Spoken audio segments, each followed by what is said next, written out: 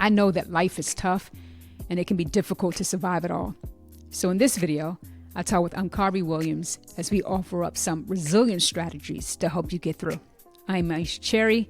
I'm a professor of philosophy at the University of California, Riverside, the author of such books as The Case for Rage and Failures of Forgiveness, and your guide through the messy yet beautiful world of human emotions.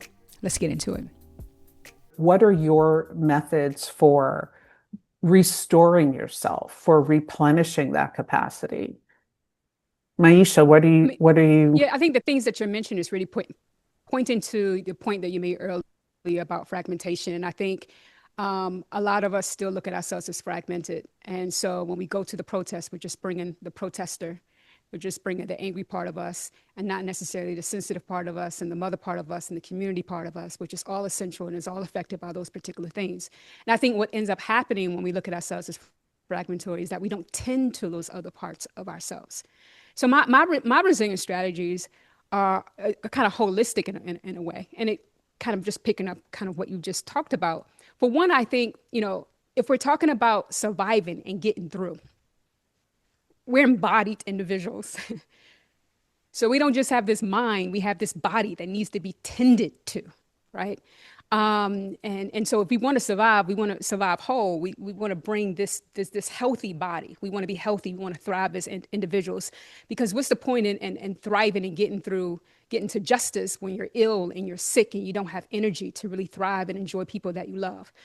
So I think a resilient strategy is taking care of ourselves. Yeah. We know that what we put into our gut has an impact on our moods. The ways in which we move throughout the world, exercise has an impact on our creativity and our ability to deliberate. So, this may sound, trite, but like nutrition, movement, meditation, all that stuff to kind of get us at peace and allows us to mentally and psychologically thrive and also come up with creative solutions. I mean, the end result of this is that, when our brain is getting the oxygen and the kind of hormonal and chemical stuff that it needs as a result of us treating our body right, we're able to think clearly about what we should do and what we really, really, really want. So I think that's important. Another kind of practical strategy, I think, community. Audre Lorde said, without community, there is no liberation. Yes. So we need each other. We need each other in order to survive. Evolutionary, we are social individuals. We thrive in community. So we need to make friends.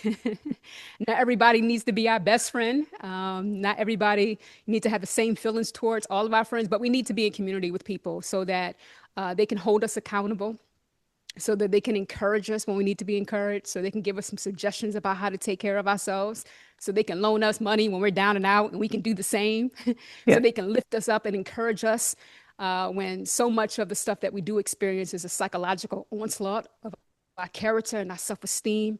So we need people to vent to and to complain to in order to regulate our emotions and allow us to give us a sense of joy so we can wake up the next day and fight and live and thrive. So people are important. That's a resilient strategy. Community is important. Our health, but also just a reminder, going back to the authentic piece, constantly reminding ourselves of our values, of our goals, of our purpose, and making sure that we're not living our lives according to the status quo, according to someone else's agenda, but we're living each day according to our path and our unique values, and being constantly reminded of that is important. And I want to add in there that creative play, whatever that looks like for us, is super important. And, I mean, we're doing all of this work to build a world of dignity and joy.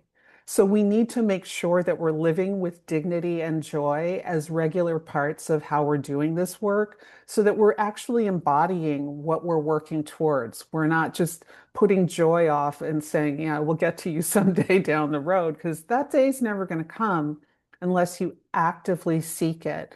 And that can be, a day spent in the woods. It can be a day spent, watercoloring or whatever it is for you.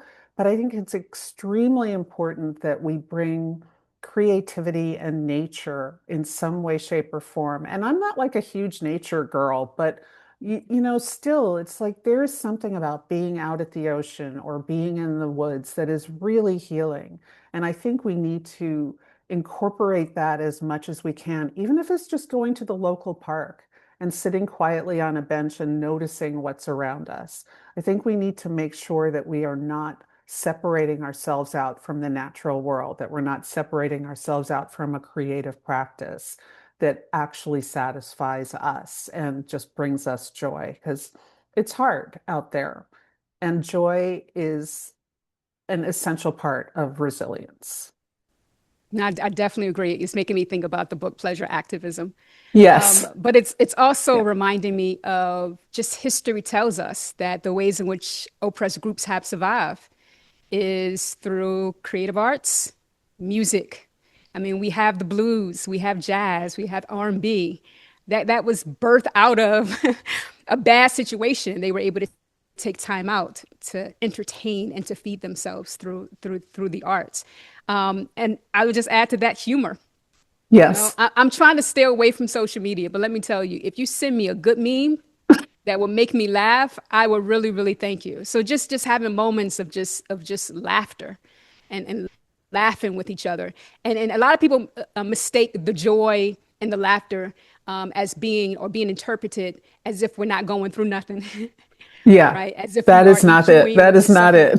it. That's not it. That's part of the resilience. But there's no doubt that's totally important.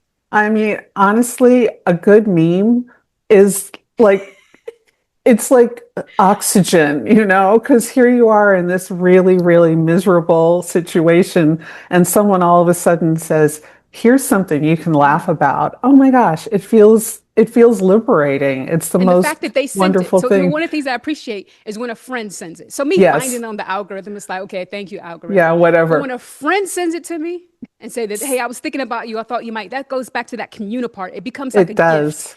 that this person was able to invest. I will also add, I have a dog, and I'm reminded just having him in my life.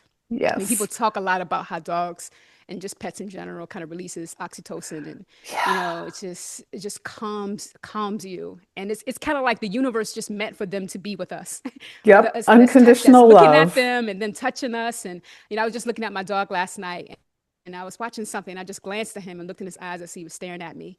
And it just totally changed my demeanor. If there was a camera, I'm glad there wasn't a camera in the room. If there was a camera in the room, I would really like to witness my own joy. I don't want anyone else to see it, but the joy that came upon my face. Because of those moments of just Yeah. connecting with other species and connecting Yes. with nature just makes all the Yeah. difference in the world. And they love us to bits. I mean, in my world, we would be assigned an animal at birth and it would stay with us until the end, and we I would love it. both go together.